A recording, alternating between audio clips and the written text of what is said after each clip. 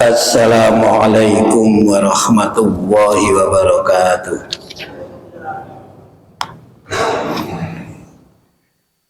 Alhamdulillah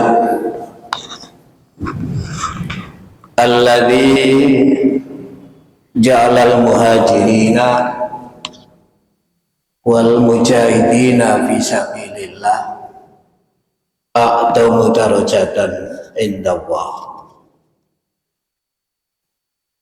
wa ulaika humul faizun. Asyhadu an la ilaha illallah wa asyhadu anna Muhammadan abduhu wa rasuluh. Allahumma salli wa sallim wa barik ala nabiyyina Muhammadin wa ala alihi wa sahbihi ajma'in, amma ba'd. Para jamaah rahimakumullah, alhamdulillah kita bersyukur kehadirat Allah Subhanahu wa taala atas berbagai karunia yang telah Allah limpahkan kepada kita semua. Wabil khusus nikmat iman kita sampai detik ini masih menjadi orang-orang muslim, dan insya Allah makin hari iman kita ini makin dalam, makin hari kita semua makin menuju kepada mukminuna haqqan. Dalam salah satu hadis dari sahabat Muawiyah diriwayatkan oleh Imam Muslim, Nabi itu pernah keluar rumah mendatangi para sahabat yang sedang berkumpul di masjid. Mereka berkumpul itu mengucapkan alhamdulillah, subhanallah wa bihamdi. Itu bukan satu dua orang, banyak sahabat. Sehingga Nabi kemudian bertanya, ma aja'alukum apa sing mbok amal sing mbok lakoni niku lapo, kenapa kami itu kok berkumpul terus membaca seperti itu? Mereka lalu kemudian menjawab, Nabi, kami ini sedang berzikir, mengingat nikmat Allah, dan yang diingat itu adalah nikmat hidayah Islam, di mana sampai detik itu mereka semua masih dijadikan dan diberi hidayah oleh Allah menjadi muslim. Mereka bersyukur atas nikmat itu dengan mereka berkumpul di masjid, meskipun tidak secara bersama-sama dalam waktu yang bersamaan, mereka memuji Allah. Nabi percaya ucapan mereka itu. Nabi mengatakan, saya percaya dan saya tidak perlu minta sumpah kepada Anda, betul tak Anda melakukan itu? Kamu semua ini melakukan seperti itu karena kamu merasakan betapa nikmat hidayah Islam dari Allah itu. Saya nggak perlu tanya itu, saya percaya. Karena Jibril baru datang kepada saya dan memberitahu orang-orang seperti kamu ini dibanggakan Allah di hadapan para malaikat. Tuh. Apa intinya hadis ini adalah bahwa sahabat itu bisa merasakan betapa sih makna, arti, nilai hidayah Allah yang diberikan kepada mereka, dan sampai detik itu masih menjadi muslim. Artinya nikmat keimanan, nikmat keislaman itu bisa dirasakan oleh mereka. Itu suatu kenikmatan, bukan sesuatu yang biasa.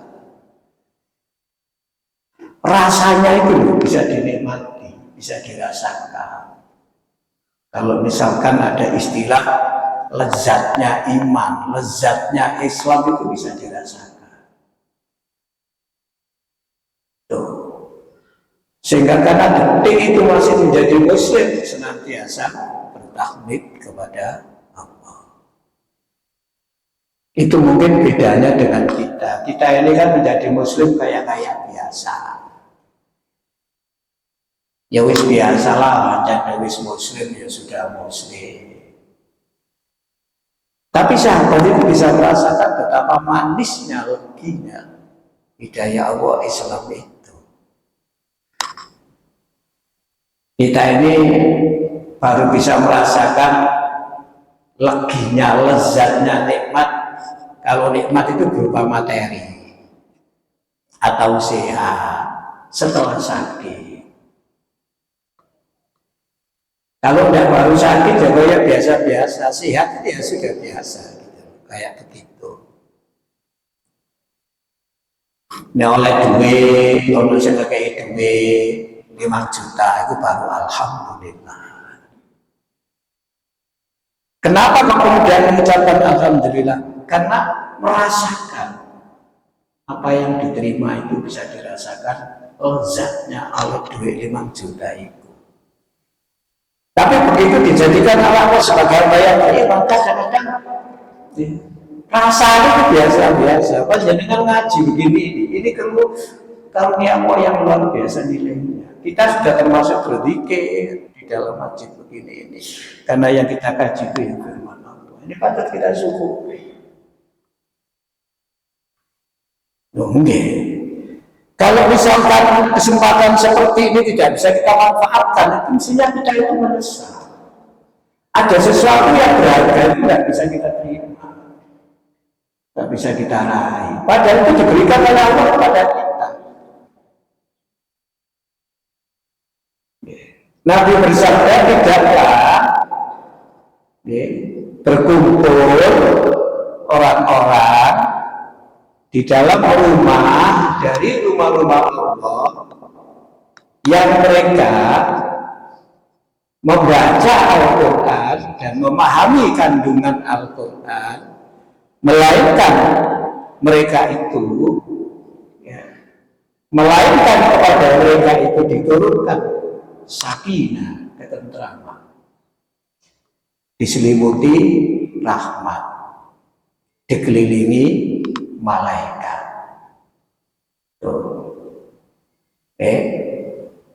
Dan mereka disebut-sebut, dibanggakan oleh Allah di hadapan para malaikat. Sebagai orang mukmin tentu bangga seperti itu. Wa majtama'al qaumu fi buyutin min buyutillah yatlunahu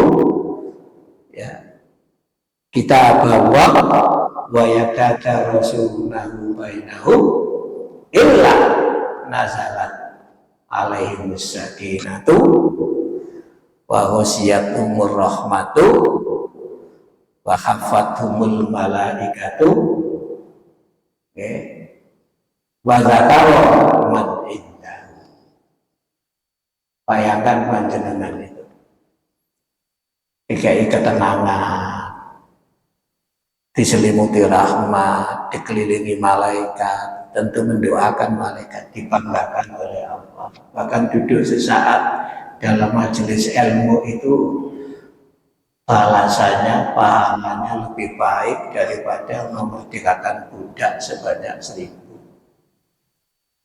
Jadi kalau bisa kita raih, kita untuk patut bersyukur kita itu. Oke. Patut bersyukur. Kalau ini kena ngambil maghrib nih, mungkin cara sakit ngaji-ngaji. Biasa ini baca buku di bengi. Ini ngaji nih mantan subuh. Pas mantan kajian. Ini baca-baca buku ini kalau untuk pengen wow, juga ada kelas sampai setengah rolas, jam rolas. Ya pancen ngomong lewat Dewi dikongkon belajar. Yang belajar yang bisa umur hidup. Kalau saya Nabi, siapa yang berusaha menempuh jalan untuk menuntut ilmu, dipermudah jalannya menuju surga.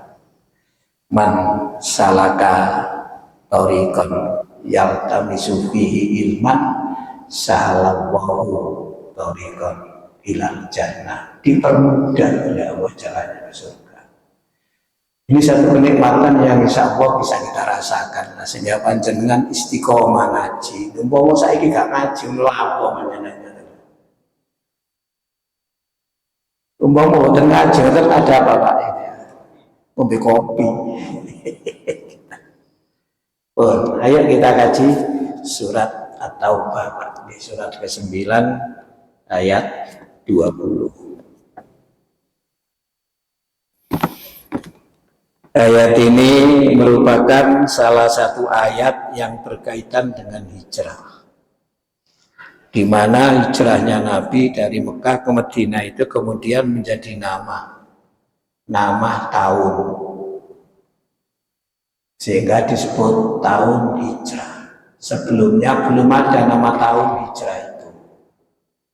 Kalau bulannya sudah ada, tanggalnya ya sudah ada, nama tahunnya yang belum ada. Hijrah dijadikan sebagai nama tahun karena kandungan makna, nilai yang dikandung, ajaran pendidikan yang dikandung di dalam peristiwa hijrah. Satu peristiwa yang sangat heroik. Penetapan kalender Hijriah, tahun Hijriah itu diusulkan oleh sahabat menggunakan, sebelum ditetapkan itu menggunakan yang pertama hari kelahiran Nabi. Karena tahun Masehi itu kan menggunakan hari kelahiran Nabi Isa. Jadi Nabi Isa itu sekarang usianya sudah 2025 tahun. 571 dari kelahiran Nabi Isa itu Nabi Muhammad lahir. Dari jaraknya kurang lebih sekitar 6 abad. 6 abad kurang. Kalau Masehi sudah lama kalender itu, dengan menggunakan peredaran bulan, peredaran matahari, di mana bumi mengelilingi matahari. Kalau tahun baru, kalau tahun Hijriah itu menggunakan peredaran bulan, di mana bulan itu mengelilingi bumi. Nah, itu ditetapkan pada masa Umar. Yang dipergunakan adalah hijrah Nabi, bukan kelahirannya. Ada lagi yang usul kematian Nabi, wafatnya Nabi. Tapi kemudian yang diterima ya di dalam musyawarah itu adalah hijrahnya Nabi dari Mekah ke Madinah. Karena sekali lagi makna yang dikandung itu begitu besar. Di mana hijrahnya Nabi dari Mekah ke Madinah itu merupakan awal kebangkitan dari umat Islam. Perkembangan Islam itu luar biasa cepatnya. Kata Al-Mawardi di dalam kitabnya Al-Ahkam As-Sultaniyah, Islam bukan sekedar sebagai kekuatan agama, tapi juga kekuatan kekuasaan, kekuatan politik. Penyebaran agama Islam itu dibackingi oleh kekuatan negara.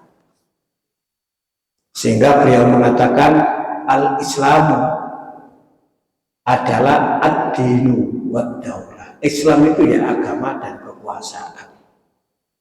Karena dengan hijrah itu Nabi mendirikan negara, dan dengan negara itu punya kekuatan, dan dengan kekuatan itu Islam disebarkan. Karena itu ketika ada orang yang tidak menyerang Nabi, dihadapi dengan perang. Kenapa? Nabi sudah punya kekuatan, dan kekuatan itu bisa diwujudkan berkat hijrahnya Nabi dari Mekah ke Madinah. Bahkan Nabi itu bukan sekedar sebagai pemimpin agama, tapi juga sebagai pemimpin negara.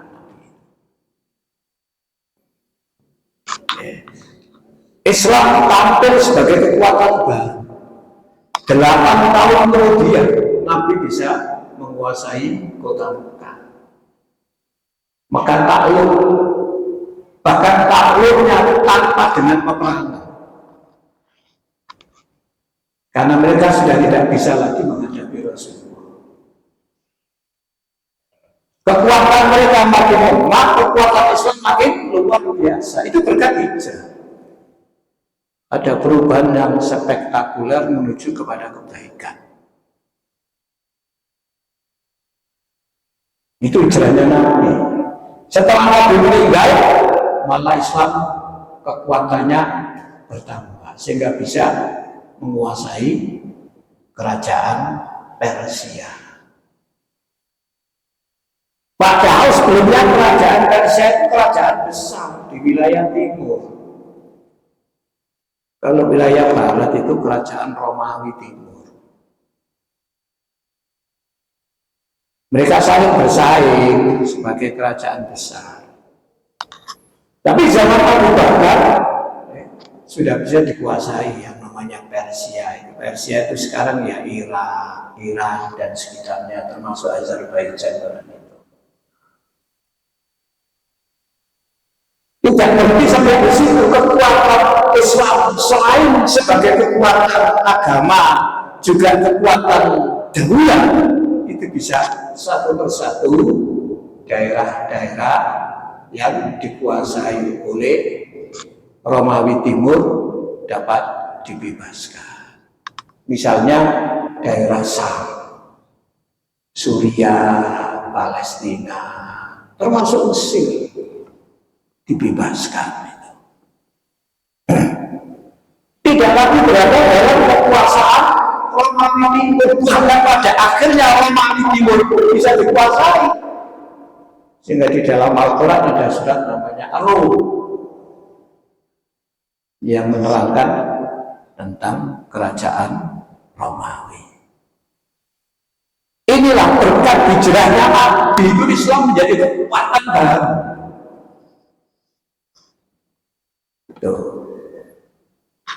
Ibu kota Romawi Timur dikuasai oleh Sultan Hamid dari kerajaan Utsmaniyah, yang kemudian sekarang menjadi negara Turki. Ibu kota Romawi Timur yang dulu namanya Konstantinopel, karena didirikan oleh Raja Konstantin sekian tahun sebelum Masehi itu, dapat ditaklukkan, lalu dirubah namanya menjadi Istanbul, dan sampai sekarang nama itu. Dulu Romawi Timur itu sering disebut dengan kerajaan Bizantium. Bizantium itu ya Romawi Timur. Sampai sekarang benteng-benteng yang disebut dengan benteng Bizantium itu masih ada bekasnya. Masih ada bekasnya itu. Sebagai situs sejarah itu masih ada. Inilah Islam. Tidak hanya kekuatan agama, tapi juga merupakan kekuatan politik Islam itu. Sehingga penyebaran agama dikawal oleh kekuatan politik ini. Islam punya tentara menghadapi setiap yang akan menyerang agama Islam dan ingin menghancurkan agama Islam. Makanya hijrah itu awal kebangkitan. Bagaimana kemudian setelah Nabi hijrah, mempersaudarakan antara kaum Ansor dengan kaum Muhajirin, bahkan persaudaraan itu melampaui persaudaraan berdasarkan nasab dan kekerabatan. Akrabnya itu melampaui itu sampean. Karena itu mereka menjadi kuat.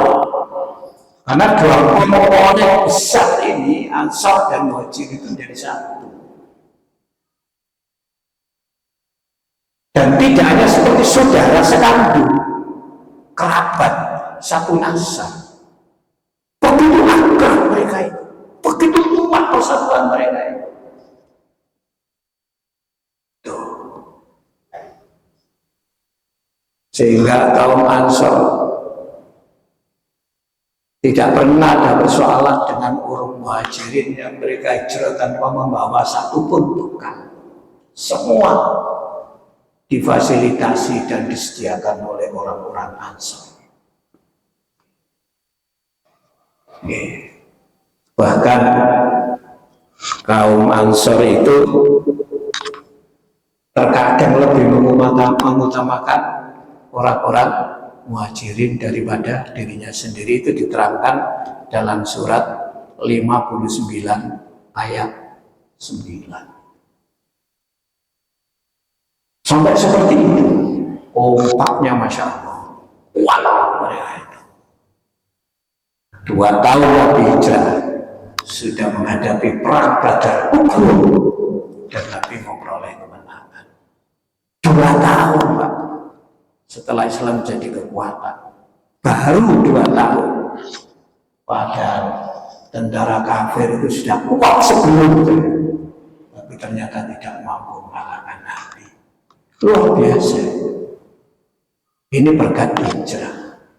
Maka kemudian hijrah ini diterangkan dalam banyak ayat, terutama hijrahnya Nabi dari Mekah ke Madinah.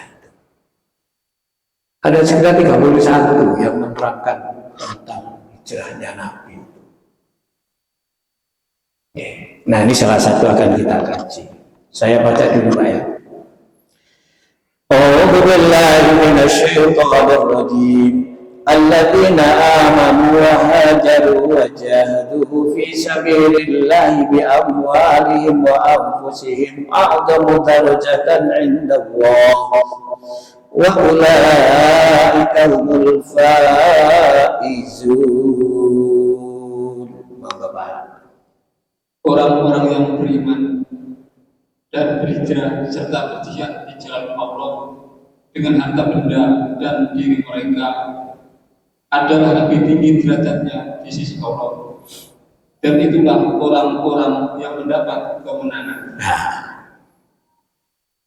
Orang-orang yang beriman, berhijrah dan berjihad itu derajatnya di hadapan Allah itu lebih tinggi daripada yang tidak. Dia akan mendapatkan derajat yang agung. Dan dia, kata Allah di dalam Al-Quran, akan senantiasa memperoleh kemenangan. Kemenangan di dalam jalan hidup untuk mencapai fid dunya hasanah wa fil akhirati hasanah. Menang dari tipu daya dunia. Karena kesenangan dunia ini sifatnya tidak kekal, tidak sesungguhnya. Sifatnya adalah ghurur sementara dan bersifat permainan.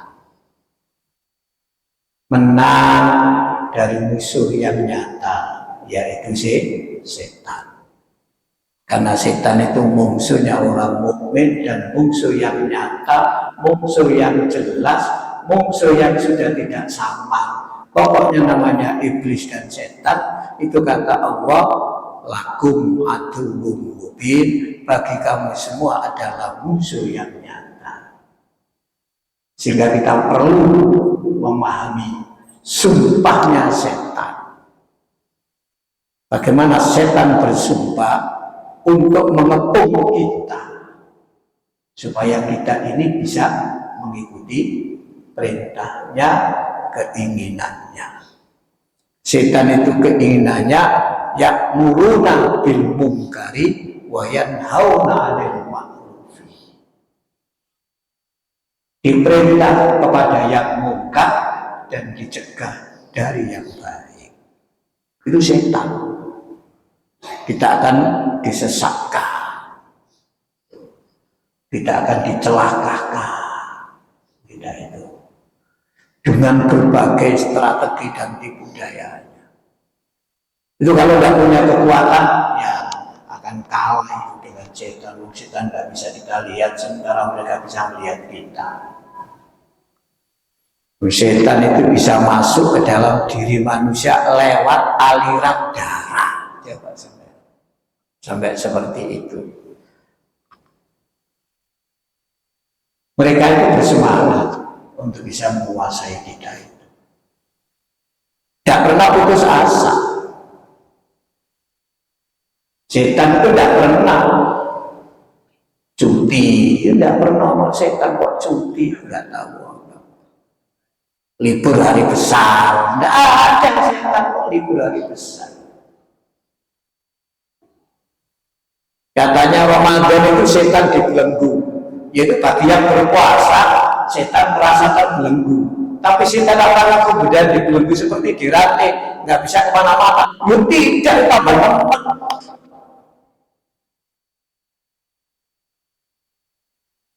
Oke, masih jadinya orang bahasa setan dibelenggu itu bahasa kiasan. Mereka merasa kalah dengan orang-orang yang berpuasa selama Ramadan. Nggak bisa bergerak apa-apa mereka itu. Semacam terjepit. Tapi apakah juga setan nggak bisa apa-apa? Ya bisa ya, banyak yang nggak puasa. Wakil warek nom-nom setan buah gagal. Pas bulan Ramadan isu-isu bisa beli warung kopi, isu-isu. Walasan ngelau, isu-isu masih ngelau, bisa tadi tunggu.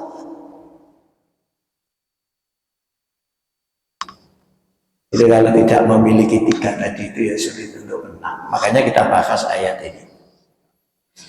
Alladzina amanu beriman seperti kita inilah, semuanya beriman. Kriteria iman itu kan sudah saya datain itu. Dan kita sudah tidak sekedar sadar.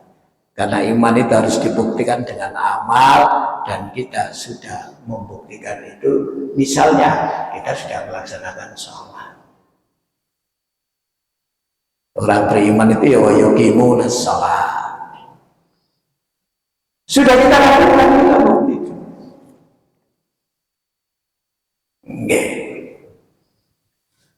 Banyak yang sudah kita lakukan sebagai bukti keimanan kita kepada Allah. Meskipun yang belum seluruhnya. Menuju kepada seluruhnya itu sebuah proses. Sedikit demi sedikit. Harapannya sekarang lebih baik daripada kemarin, besok lebih baik daripada hari ini, seterusnya seperti itu dalam beragama itu. Kata Ali bin Abi Thalib dalam sebuah riwayat yang diriwayatkan oleh Imam Hakim, mangkana yaumuhu khairan min amsi bahwa rohibun. Barang siapa yang hari ini lebih baik daripada kemarin, itulah orang-orang yang beruntung. Man kana yaumuhu islamin amsi bahwa maghbun. Siapa yang hari ini sama dengan kemarin, itu adalah orang yang rugi. Sama gitu rugi. Mangkana yaumuhu syarrun min amsi bahwa mal'unun. Siapa yang hari ini lebih jelek daripada kemarin, itu tandanya orang celaka. Nah, kita tentu ingin tidak yang celaka, tidak yang rugi, tapi yang beruntung. Lebih baik, lebih baik, lebih baik. Bertambah baik, bertambah baik, bertambah baik. Bahkan bisa mencapai tingkat yang paling baik di hadapan Allah kita itu. Nah,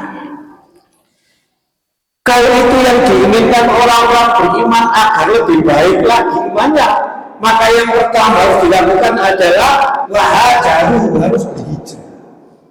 Hijrah di sini meskipun ayat ini berkaitan dengan hijrahnya Nabi dari Mekah ke Madinah, tapi sebenarnya bukan hijrah dari satu tempat ke tempat yang lain. Maksudnya Nabi hijrah itu bukan sekedar meninggalkan kota Mekah, tapi meninggalkan yang tidak baik, menuju kepada yang lebih baik, tambah baik, bahkan bisa lebih baik lagi sampai mencapai paling baik. Di situ artinya orang itu harus berhijrah dalam rangka berubah. Makanya kata Umar bin Khattab, hijrah itu tidak lagi seperti tadi maknanya berpindah dari satu tempat ke tempat yang lain, tapi hijrah adalah farakat minal batil ila haq, meninggalkan yang batil menuju yang benar. Harus ada kemauan itu, karena makanya nggak berubah imannya, ya panjang. Kemarin, hari ini, besok, dan seterusnya. Wah, cacat. Kenapa? Gak ada hijrah. Ya gak berubah, bagaimana hijrah kok berubah? Ya panjang. Jadi hijrah itu merubah dari yang kurang baik menjadi yang baik, dari yang baik menjadi yang lebih baik, terus begitu.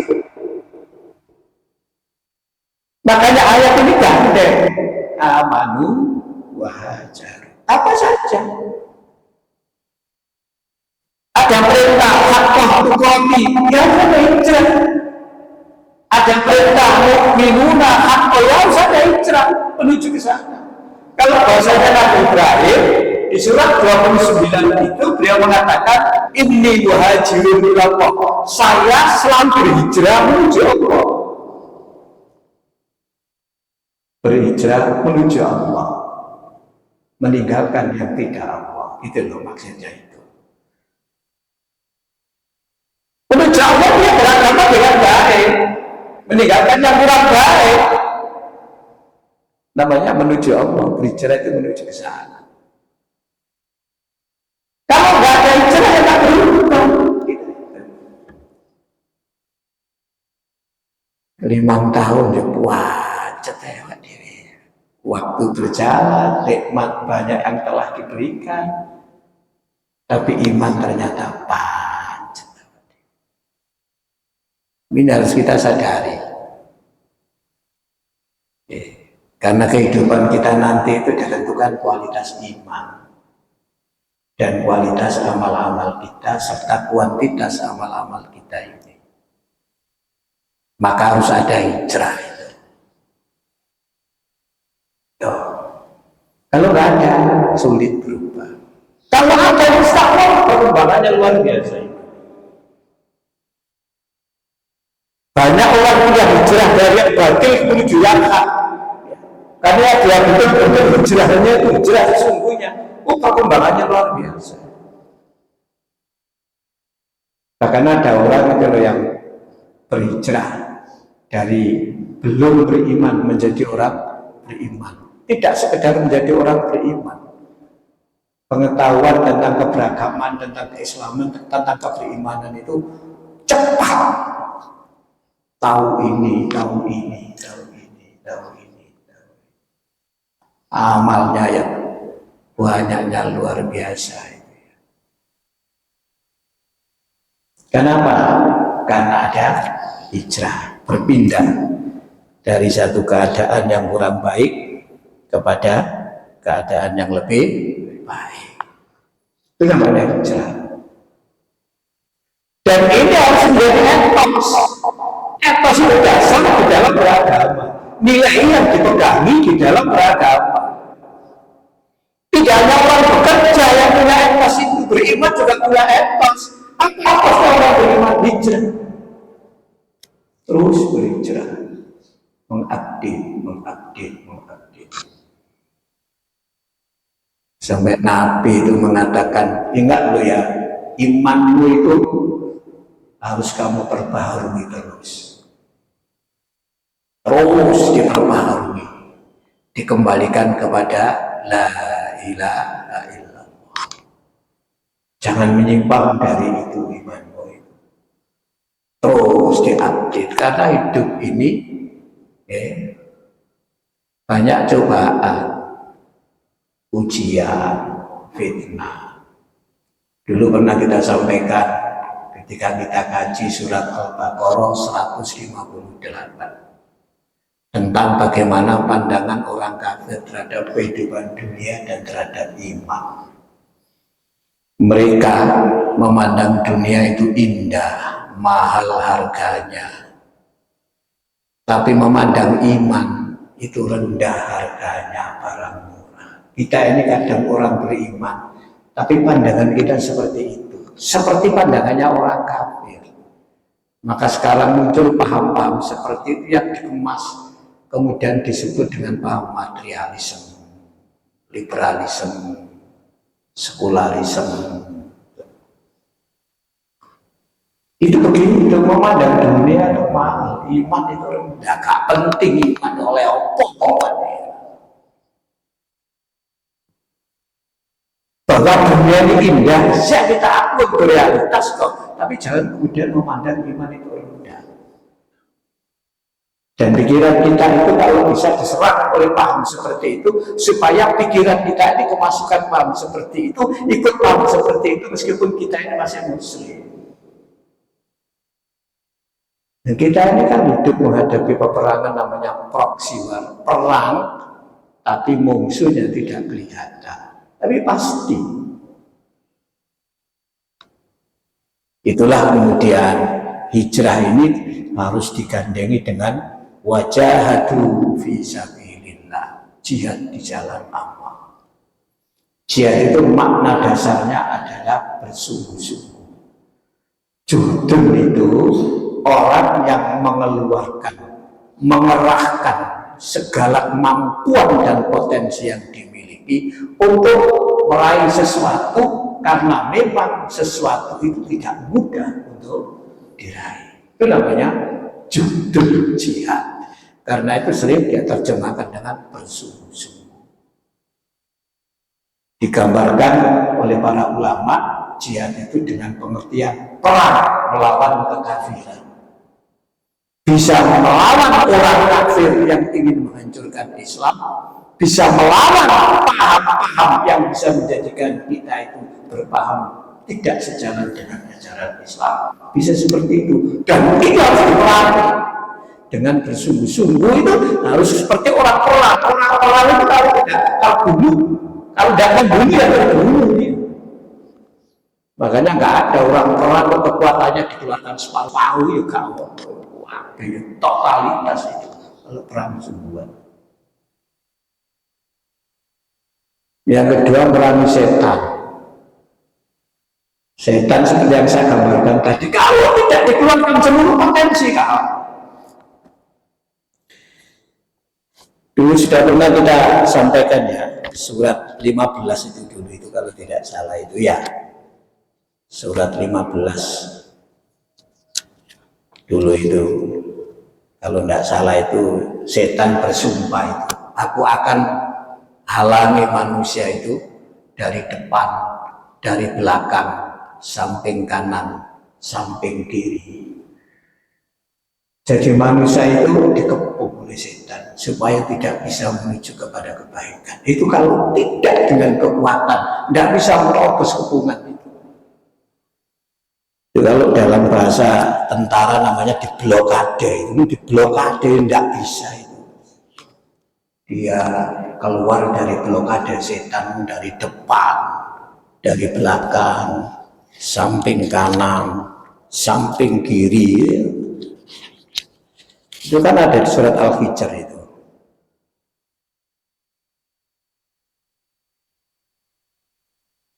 Nggak usah nanti, kapan-kapan aja dilihat nanti. Tuh, harus ada jihad. Jadi jihad itu ya menjadi etos. Jadi orang beriman punya etos, satu hijrah, dua jihad. Dalam ayat ini, dalam ayat ini maksud saya.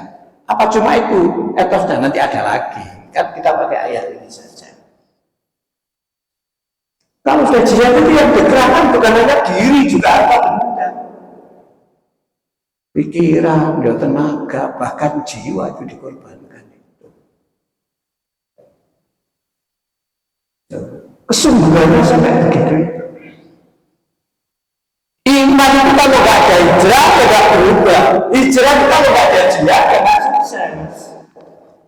Bukan sakit berhasil. Makanya digandeng iman, hijrah, jihad. Jihad itu juga oleh para ulama dimaknai dengan menguasai hawa. Jangan sampai hawa itu menguasai nafsu, lalu disebut dengan hawa nafsu. Kalau hawa nafsu itu akan berpotensi dalam diri kita ini mendorong kita untuk berbuat suci. Innan nafsa la ammaratun bisu, kata Allah di dalam Quran. Sesungguhnya nafsu yang dikuasai oleh hawa itu akan mendorong kamu punya kecenderungan kepada yang tidak baik. Nyata-nyata kudu disadari, Pak. Makanya Quran ngelingno ana wong sing bertuhan, tapi Tuhannya itu adalah hawa. Ini yang perlu kita waspadai. Karena yang tahu diri kita sendiri. Di sinilah pentingnya kenapa iman itu harus ada, hijrah harus ada, jihad. Jika itu bisa kita lakukan, maka bagaimana dengan janji Allah, a'dhamu darajatan indallah, itu yang akan memperoleh derajat yang agung di sisi Allah. Wa ulaika humul faizun, dan mereka itulah yang akan senantiasa memperoleh kemenangan. Jadi orang yang kuat itu. Makanya orang yang kuat itu bukan kok secara fisik toh. Ketika Nabi pulang dari perang Badar, lalu sahabat mengatakan, kita ini pulang dari perang yang besar. Kata Nabi, oh enggak, kita ini perang, kita ini pulang dari perang kecil menuju perang besar. Memerangi apa itu? Memerangi nafsu tadi itu, jangan sampai dikuasai hawa. Loh, itu perang besar itu. Nah, mudah-mudahan iman kita ini bisa kita sertai dengan sikap hijrah, sehingga itu menjadi etos kita. Juga dengan jihad itu juga menjadi etos kita sebagai orang beriman, sehingga kita bisa